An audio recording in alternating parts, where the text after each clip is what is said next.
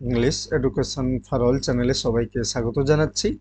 আজকে আলোচনা করব আর্মস অ্যান্ড দ্য ম্যান থেকে বিগত বছরে আসা বিভিন্ন বোর্ডের এক্সামের প্রশ্নগুলো। অবশ্যই তোমরা জানাতে ভুলো না তোমাদের প্রিপারেশন অনুযায়ী কোশ্চেনগুলো কেমন ছিল। চলো শুরু করা যাক। ব্লান্সলি compare the charge led by Sergius disdainfully to the charges led by Don Quixote. Don Quixote is a character, তার মানে ব্লান্সলি তুলনা করেছেন সার্জিয়াসের যে চার্জটা ছিল সেই ক্যাভেলরি চার্জটা ডন কুইকজোটের সাথে তুলনা করেছেন। এই ডন কুইকজোট কোন জায়গার বা কোন কার চরিত্র ছিল? in Miguel Cervantes romance novella, in Bulgarian folktales, in Prussian romantic literature, in Swiss mythology. দেখো তোমরা আগে পড়েছো একজন স্প্যানিশ রাইটার তার নাম ওই সার্ভান্টেস। এই সার্ভান্টেস তার লেখা হচ্ছে ডন কুইকজোট হলো, এবং ডন কুইকজোট এটা একটা কিন্তু ক্যারেক্টার। তাহলে ডন কুইকজোট তার লেখা একটা গ্রন্থ, যেই গ্রন্থে ডন কুইকজোট একজন চরিত্রও বটে। তো সেই চরিত্রের সাথে তুলনা করেছেন ব্লান্সলি এই সার্জিয়াসের ক্যাভেলরি চার্জটাকে। এখানে আর একটু জানিয়ে রাখি যে কেন তুলনা করলেন। ডন কুইকজোট যেটা মূল ক্যারেক্টার, সেই স্প্যানিশ রাইটার মিগেল দে সার্ভান্টেস, সেই চরিত্র কি করেছিল তোমাদের হাসি পাবে জানলে। তো সেই চরিত্র এক উইন্ডমিলকে দেখে, সেই উইন্ডমিল ঘুরছে, ডন কুইকজোট কি ভেবেছিল ওই উইন্ডমিল হচ্ছে একটা জায়ান্ট এবং সে অ্যাটাক করেছিল। ঠিক একই রকম ভাবে হাস্যকর ভাবে দেখো, উইন্ডমিল সে তো জায়ান্ট হতে পারে না, সে ঘুরছে, তাকে ডন কুইকজোট ভাবছে যে না এটা একটা জায়ান্ট, সে তাকে অ্যাটাক করছে এবং বলছে যে দেখো আমি এই জায়ান্টকে অ্যাটাক করেছি। কাজেই সেই ডন কুইকজোটের যেমন হাস্যকর কার্যকলাপ, একই রকম ভাবে আর্মস অ্যান্ড দ্য ম্যানের যে সার্জিয়াস সারানফ, তার চরিত্র বা তার কার্যকীর্তিও ঠিক একই রকম, যে একটা ক্যাভেলরি চার্জ করছেন একটা ব্যাটারি অফ ক্যাননের সামনে। তাহলে বোঝা গেছে কার সাথে তুলনা করা হয়েছে। তাহলে ইন মিগেল দে সার্ভান্টেস রোমান্স নোভেল্লা। নোভেল্লা বলতে নোভেলের তুলনায় একটু কম লেন্থ তার বা অপেক্ষাকৃত ছোট নোভেল, সেটাকে নোভেল্লা বলে। তাহলে correct option A. Sergius and his battalion survived the charge made by them recklessly because Sergius এবং তার ব্যাটালিয়ন বেঁচে গেছিলেন ক্যাভালরি চার্জটা করে এলোপাথারি ভাবে। বেঁচে যাওয়ার কারণটা কি? আমরা একটু আগেই জানলাম, ব্লান্সলি তাকে বলছে it is an act of foolishness. তো কেন কেন তারা বেঁচে গেছিল? the enemy lines were broken, the cannons malfunctioned, the enemy force was supplied with wrong ammunition. This is the correct answer. এই রং অ্যামিউনিশন মানে কি না, হয়তো যে গানগুলো ছিল এনিমি ফোর্সের কাছে, এনিমি ফোর্স মানে সার্জিয়াস বুলগেরিয়ান আর্মিতে রয়েছেন, আর অন্যদিকে রয়েছে কারা? সার্বসরা। তো এই সার্জিয়াস অ্যাটাক করছে সার্বদের ক্যানন রয়েছে, but wrong ammunition was supplied to them. So the Serbian officer, the Serbian soldier could not attack them, and as a result Sergius along with all his soldiers saved. Their life somehow. তো এইটা হচ্ছে ব্যাপার। কাজেই রং ammunition সাপ্লাইয়ের কারণে তারা বেঁচে গেছিল, না হলে ইট ওয়াজ আ মেয়ার অ্যাক্ট অফ ফুলেসনেস, যেটা ব্যাখ্যা করেছেন ব্লান্সলি রায়নাকে, যে এমনটা কেউ করে না। এই ক্যাভালরি চার্জ আসলে কি জানো তো, বলছে রায়নাকে, যখন রায়না জিজ্ঞাসা করছে এই ক্যাভালরি চার্জটা কি, কেমন ব্যাপার, সে বলছে এই ধরো উইন্ডো ফেনেতে এ হ্যান্ডফুল অফ পিচ ছড়িয়ে দেওয়ার মতো। যাই হোক, সার্জিয়াস যে ক্যাভালরি চার্জটা করেছিল ওটা একটা বোকামির কাজ। The picture was put in the pocket of the coat offered to Bluntschli when he was about to leave by, মানে সেই কোটের পকেটে একটা ছবি দিয়ে দেওয়া হয়েছিল ব্লান্টলি যেই কোটটা পরে গেছিল। তো কে সেই ছবিটা দিয়েছিল? কোটটা জানো তোমরা, সেই কোটটা আসলে ছিল রায়নার বাবার পেটকফের, যেই কোটটা তিনি এসে যখন লাইব্রেরিতে বসে কাজ করছিলেন কোটটা খুঁজে পাচ্ছিলেন না, পরে ওই কোটটা নিকোলা নিয়ে আসে। খুব স্বাভাবিক, সেই কোটটা যখন রয়েছে কার কাছে, সেই মুহূর্তে রয়েছে ব্লান্সলির কাছে, খুঁজে পাচ্ছে না পেটকফ। ঠিক একটু আগের মুহূর্তে এসেছে সিনে ব্লান্সলি, এসে কোটটা দিয়েছে। কোটটা দেওয়ার পর বলে হ্যাঁ তাই তো, কোটটা পাওয়া গেল। আর সেই কোটটা ছিল কোথায়? Blue closet. মনে রেখো, আমি আগেও আলোচনা করেছি কোট সংক্রান্ত অনেক প্রশ্ন, আগের ভিডিওগুলো দেখবে যারা দেখো। তো সেই ব্লু ক্লোজেটে কোটটা বলছে নিকোলা যে হ্যাঁ আমি ওখানেই ছিল, আসলে তা ছিল না, কোটটা নিয়ে গেছিল ব্লান্সলি। তো সেই কোটে রায়নার ছবিটা দিয়েছিল কে? রায়না নিজেই। শুধু তাই নয়, রায়না সেই ছবির পিছনে লিখে দিয়েছিল Raina to her chocolate cream soldier. মনে রেখো কি লিখে দিয়েছিল, কি ব্যাপার, এটা দিয়ে লিখেছে। আর কি লিখেছিল? এ সোভেনির, একটা স্মারক হলো। কি লিখে দিয়েছিল তাহলে Raina? Raina to her chocolate cream soldier a souvenir, এটা লিখে দিয়েছিল রায়না ওই ছবির পেছনে। কাজেই বুঝতে পারছো এই ছবি রাখার কাজটা করেছিল রায়না। আচ্ছা, এইখানে বাকিটাও মনে রেখো যে কোটটা ফাইনালি কে এনে দিয়েছিল, তাকে এনে দিয়েছিল কিন্তু নিকোলা। সেটা কোথায় রাখা ছিল, যেটা ক্যাথরিন বলছে, সেটা ছিল ব্লু ক্লোজেটে। ক্লোজেট মানে আলমারি জাতীয় কিছু। In arms and the man, Sergius Saranoff is presented as a dash. Arms and the ম্যানে সার্জিয়াস সারানাপকে কি হিসাবে প্রেজেন্ট করা হয়েছে? বাইরনিক হিরো, অবশ্যই বাইরনিক হিরো। বাইরনিক হিরোর এ উদ্দেশ্য বা তার ট্রেডস কি কি, বৈশিষ্ট্য কি কি বলেছিলাম, আলোচনা করেছি, তবুও আমি আরো একবার বলে দিচ্ছি। তার রোমান্টিক আইডিয়ালস থাকবে, এবং এই রোমান্টিক আইডিয়ালস অবশেষে স্যাটার হবে। তো আমরা দেখেছি এখানেও সার্জিয়াসের অনেক রোমান্টিক আইডিয়ালস ছিল এবং সেগুলো অবশেষে স্যাটার হয়েছে। তো সেই বাইরনিক হিরো হিসাবেই প্রেজেন্ট করা হয়েছে সার্জিয়াস সারানভকে। মনে রেখো।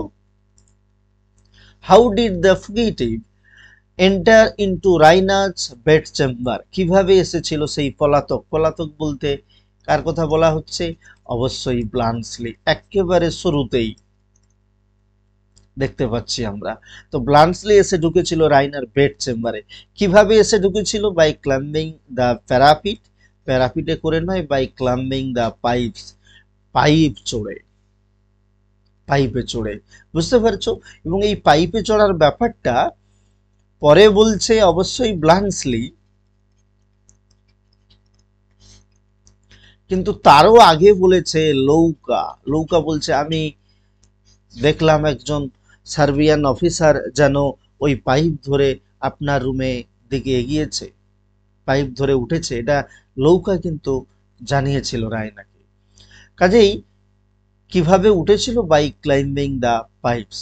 নামার সময় যখন পাইপ বলছে না, যখন রায়না বলছে ব্লান্সলিকে আচ্ছা তুমি তাহলে এইভাবে নেমে যাও যেভাবে এসেছিলে, তো বলছে না, তখন আমার পিছনে মৃত্যু ছিল, তাই আমি বাধ্য হয়েছিলাম পাইপ ধরে উঠতে, কিন্তু এই সময়ে আমি ঠান্ডা মানে এই কোল্ড ব্লাডে I could not climb down the pipe. তাহলে উঠেছিল কিভাবে? By climbing the pipe. Here option. The reason of Leucas's dislike of Nicola is his। কেন লৌকা ডিসলাইক করতো নিকোলাকে? ল্যাক অফ সিউটনেস, আটার সিম্পলিসিটি, তোমরা নিশ্চিত এক চান্সেই করবে তার সার্ভাইল অ্যাটিটিউড। সবসময় এই যে তার মধ্যে সেই সার্ভ্যান্ট এর ব্যাপারটা যেন ছিল, কিন্তু অন্যদিকে লৌকা সে কিন্তু অনেকটা তার মধ্যে ডিসরেসপেক্ট আছে, কারণ সে অনেক কিছু জানে। অন্যদিকে নিকোলাও জানে, কিন্তু তার মধ্যে সার্ভাইল অ্যাটিটিউডটা অনেক বেশি, যে কারণেই তাকে বকাঝকা করে কে? লৌকা। যাই হোক, তাহলে এই সার্ভাইল অ্যাটিটিউডের জন্য লৌকা কিন্তু তাকে ডিসলাইক করে। What was Nicola's plan for his livelihood in the future? ভবিষ্যতে নিকোলার প্ল্যান কি ছিল? কি করবে সে এই কাজ যখন ছেড়ে দেবে এই পেটকপ ফ্যামিলিতে? To start a shop in Sofia. Sofia এটা হচ্ছে ক্যাপিটাল। তো সেই সোফিয়াতে একটা নতুন দোকান খুলে কাজ শুরু করবেন, এবং ভবিষ্যতে এই পেটকপ ফ্যামিলির কাজ ছেড়ে দেওয়ার পর এইরকম তার একটা ফিউচার প্ল্যান, এবং সেখানে তার সাথে যোগ দেবে তার অ্যাসিস্ট্যান্ট হিসাবে লৌকা। এটা এমনটা ভেবেছিল Nikola. Next, who calls Bluntschli not a man but a machine? খুব ইম্পর্টেন্ট কোশ্চেন এটা, যে কেবলমাত্র ত্রিপুরার পিজিটি কোশ্চেনে আসছে তা নয়, আরো বিভিন্ন হয়তো পরীক্ষায় এসেছে বা সামনের আরো বিভিন্ন পরীক্ষায় আসবে। খুব গুরুত্বপূর্ণ। কেন, কি ব্যাপার? ব্লান্সলিকে কে বলেছিল নট আ ম্যান? মানুষ না, ঠিক মেশিন। তার মানে এই মেশিনের কথা বলা হচ্ছে কেন, অতিরিক্ত করে কেন? দেখো, এর ঠিক আগে লৌকা ভুলটা ভাঙিয়েছে সার্জিয়াসের, যেই ব্লান্সলি রাইনার মন চুরি করেছে এবং সেই এসেছিল অন্ধকার রাতে, আর সেই এসে আশ্রয় নিয়েছিল, এবং এর জন্য আমরা দেখতে পাবো যে ব্লান্সলিকে ডুয়েলে আহ্বান করছে কে না, ওই সার্জিয়াস সারানো। এরপরে সে বলছে আচ্ছা তুমি এভাবে কিভাবে পারো? তখন ব্লান্সলি বলছে I am a professional soldier. তাহলে কি? Professional soldier. আমি যুদ্ধ সবসময় করি না, যখন আমার প্রয়োজন হয় আমাকে করতেই হবে, ঠিক তখনই আমি যুদ্ধ করি। সার্জিয়াস তার মধ্যে রোমান্টিক আইডিয়াল ভর্তি। সে ভাবছে এটা কি করে হয়, একজন তুমি সৈনিক, but you are now telling me that you fight when you have to, how can you? আবার বলছো যে আমি বরং পকেটে চকোলেট রাখি পিস্তলের বদলে বা কার্তুজের বদলে। তুমি কিভাবে পারো? তোমার মধ্যে কোনো হিউম্যান ফিলিং নেই। You are devoid of human feeling. You are not a man, rather you are a machine. এই জন্যই কিন্তু বলছে ব্লান্সলিকে Sergius, you are not a man but a machine. কে বলছে তাহলে? Sergius. With whom was Raina engage to at the beginning of the play arms and the man? একেবারে শুরুর দিকে কার সাথে এনগেজ ছিল? খুব সার্জিয়াস। সে তার পোর্ট্রেটটা ধরে চুম্বনও খেয়েছে, আমরা দেখেছি। পরে এই রোমান্টিক আইডিয়ালটা ভেঙেছে কে? অবশ্যই ব্লান্সলি। Who told Sergius that Bluntschli was the man whom Raina protected? সার্জিয়াসকে কে জানিয়েছিল যে এই সেই মানুষটা, এই সেই ব্লান্সলি যাকে রায়না আশ্রয় দিয়েছিল এবং রক্ষা করেছিল? সেই গুলিবর্ষণের রাতে?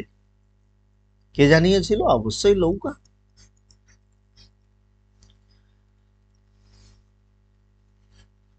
নেক্সট, হু চ্যালেঞ্জড ব্লান্সলি টু এ ডুয়েল? আমি একটু আগে আলোচনা করেছি ব্লান্সলিকে কে ডুয়েলে আহ্বান করেছিল। কে? অবশ্যই Sergius. Next, who was Raina's chocolate cream soldier? Raina's chocolate cream সোলজারকে আমি আগেও বলেছি আজ। কে? Captain Bluntschli. কেন না, সে প্রথমত চকোলেট দিয়েছিল তাকে খেতে প্রথম দিন যখন আসে তার বেড চেম্বারে। দ্বিতীয়ত সে শুনেছে যে এই ক্যাপ্টেন ব্লান্সলি কার্তুজের বদলে বরং চকোলেট রাখে। যখন তিনি বলছেন ব্লান্সলি যে সোলজাররা দু ধরনের, old ones and young ones, the old ones generally keep chocolates with them, কিন্তু ইয়াংরা তারা হয়তো কার্তুজ রাখে, তারা প্রথমে যুদ্ধে ঝাঁপিয়ে পড়ে। কিন্তু প্রফেশনালরা কখনোই প্রথমে যুদ্ধে ঝাঁপিয়ে পড়বে না। তারা যুদ্ধ করবে যখন যুদ্ধ অবশ্যম্ভাবী, না যুদ্ধ করে আর উপায় নেই। না হলে একজন প্রফেশনাল সোলজার অবশ্যই সবসময় যুদ্ধ এড়াতে চাইবে। যাই হোক, তাহলে চকোলেট ক্রিম সোলজার বলতে রায়না কাকে বলেছে? ক্যাপ্টেন ব্লান্সলিকে। Who is instrumental in making Raina realise the hollowness of her romantic ideals? বলেছি রায়নাকে তার রোমান্টিক আইডিয়ালগুলো ভাঙার জন্য কে একটা গুরুত্বপূর্ণ ভূমিকা পালন করে? নান আদার দেন ক্যাপ্টেন ব্লান্সলি।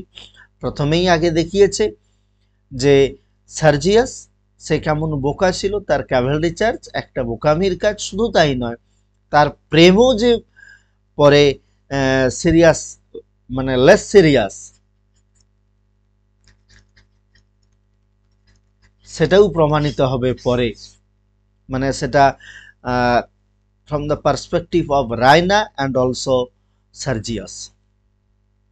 পরে ব্লান্সলি বলছে তার বাবাকে যে আচ্ছা দেখো, একেবারে শেষের দিকে, যে এটা কিভাবে সম্ভব, এই মেয়েটা 17 বছরের মেয়ে যে নাকি অলরেডি বেট্রোথেড, যার এনগেজমেন্ট হয়ে গেছে, সে কি করে? আমি একদিন এসেছি, পকেটে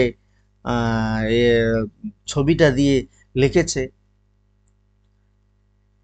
Raina to her chocolate cream soldier a সোভেনির।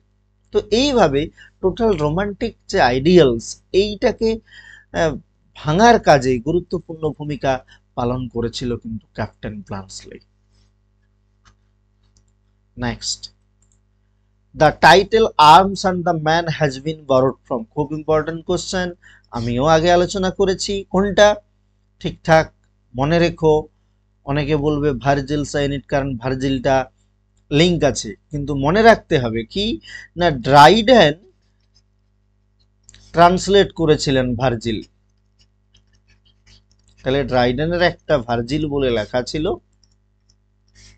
সেই ভার্জিলে তিনি ড্রাইডেন, তাহলে ভার্জিল এটা কার লেখা? Written by Dryden. এখানে আর্মস অ্যান্ড দ্য ম্যান ইংলিশে ট্রান্সলেট করেছিলেন তিনি ল্যাটিন থেকে।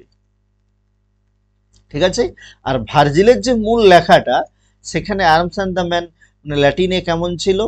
আর মা বানানটা এইরকম, ভিরাম কিউ কেন, এটা Latin,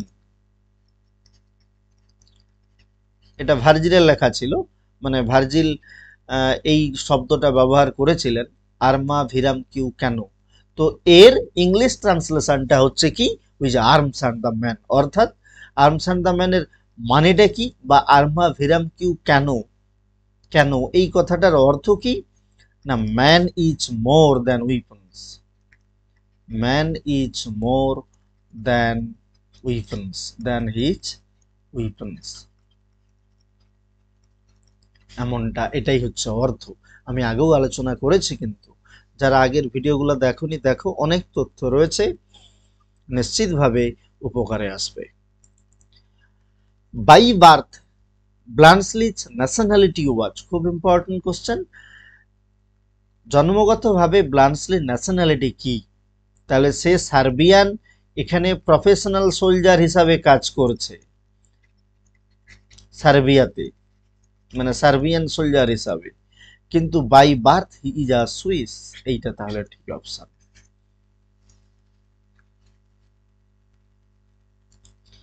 during the action of the play Raina's actual age was. এই অ্যাকশন অফ দ্য প্লের সময় রাইনার আসল বয়সটা কত ছিল? 23। 1885-তে শুরু হয়েছে, তো শেষের দিকে যখন আসছে ইভেন অ্যাক্ট 3-তে, ওই যখন কথা হচ্ছে ব্লান্সলি, রাইনা, সাথে আছে পেটকপ, তখন ব্লান্সলি বলছে আমি তো রাইনাকে ভেবেছিলাম তার বয়স 17, এই জন্য তার যে রোমান্টিক ডিসপোজিশন তাতে আমি বিশেষ গুরুত্ব দিইনি। তখন রাইনা বলছে কি তুমি জানো না একটা 17 বছর এর যুবতী এবং 23 বছরের মহিলার মধ্যে পার্থক্য কি, কেমন কি? তো কাজেই যে আই এম 23, এই রাইনার actual age during the action of the play সেটা হচ্ছে কত? 23। কিন্তু রাইনা ভুল করেছিল, সরি ব্লান্সলি ভুল করেছিল এটা ভেবে যে রাইনার বয়স 17, তাহলে এটা নয়, কিন্তু তার actual age was 23। I am a human being. I get tired of being a servant occasionally. Here the speaker in such play is. কে বলছে যে আমি একজন হিউম্যান বিং, আমি ক্লান্ত হয়ে যাই, একটা সার্ভ্যান্ট হয়ে আমি ক্লান্ত হয়ে পড়ি। এটা কে বলেছে? অবশ্যই নিকোলা। নিকোলা হয়েছে। কাকে বলছে? লৌকাকে। যে তুমি মনে করো যখন 30 লেভা পেয়েছে, 30 লেভাজ, 30 লেভার মধ্যে 20 ফ্রম কার কাছ থেকে? 20 পেয়েছে সার্জিয়াসের কাছ থেকে, আর 10 পেয়েছে ব্লান্সলির কাছ থেকে। তো এই নিয়ে 30 লেভা, এই 30 লেভা বলছে তুমি 10 লেভা রাখো, তুমি সব সময় আমাকে বলতে থাকো যে আমি একজন সার্ভ্যান্ট, আমি এই সার্ভ্যান্টগিরি করতে করতে ক্লান্ত হয়ে পড়ি, এই বলার জন্য তুমি 10 রাখো। কে বলছে তাহলে? Nicola. Next, such play arms and the man contains a satire on love and dash। খুব ইম্পর্টেন্ট, শুদ্ধ এনে খুব ইজিও বটে। লাভ অ্যান্ড ওয়ার, ওয়ারটা দেখিয়েছে সেই ব্যাটেলার স্লিভনিৎজা, তার মাধ্যমে। আবার লাভ সম্পর্কে দেখিয়েছে ওই যে সার্জিয়াস এবং রাইনার মধ্যে যে লাভ রিলেশন, সেটা যে বেকার, একটা রোমান্টিক কেবলমাত্র আইডিয়ালস, তার মধ্যে নাথিং সিরিয়াস ব্যাপার ছিল না, there was nothing serious in their love. তো এই ব্যাপারটা দেখানো হয়েছে তাদের প্রেম সম্পর্কের মাধ্যমে। তো তোমাদের কটা কোশ্চেন তোমাদের জানা ছিল, বা যারা ভিডিওটা দেখেছো আমার ভিডিওগুলো আগে, কোন কোশ্চেনটা অজানা ছিল জানাতে ভুলো না, জানালে ভালো লাগবে, অনুপ্রেরণা পাবো পরের এমন ভিডিও বা এমন প্রশ্ন আলোচনার জন্য। থ্যাংক ইউ, ভালো থাকো।